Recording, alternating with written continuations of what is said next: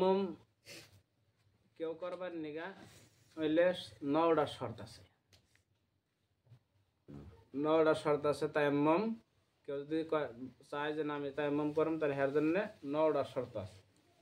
সর্বপ্রথম যে ব্যক্তি তায়াম্মুম করবে ওই ব্যক্তি মুসলমান হওয়া জরুরি।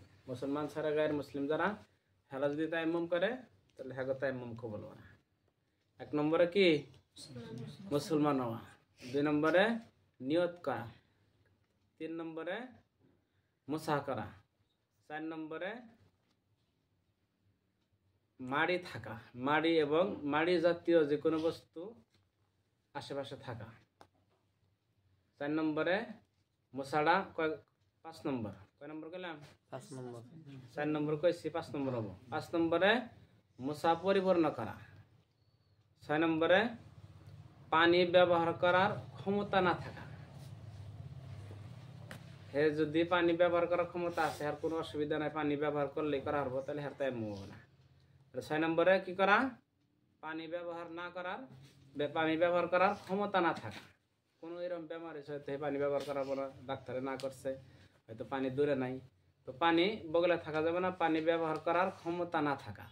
কয়টা হইলো 6টা। 7 নম্বরে পরিপূর্ণ অঙ্গর মুসা করা। 8 নম্বরে মাড়ি পাক হওয়া, যে মাড়ি দিয়া বা যে ধুলা দিয়া, যে বালু দিয়া, যে কয়লা দিয়া, মাড়ি জাতীয় বস্তু, যে না বস্তু মাড়ির থেকে তৈরি হয়, এই মাড়ি জাতীয় বস্তুটা কি হওয়া, পাক হওয়া। কয়টা হইলো 8টা। 9 নম্বরে হায়েজ এবং নিফাসের থেকে পাক থাকা, পাক হওয়া।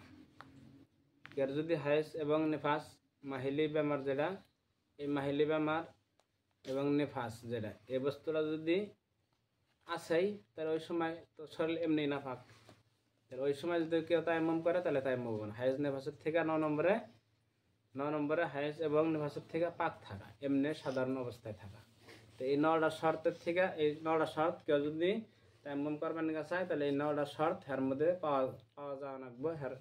এই 9টা শর্তের মধ্যে থেকে যদি একটা না হয়, এর মধ্যে না থাকে, তাহলে হে তায়াম্মুম করা হবে না।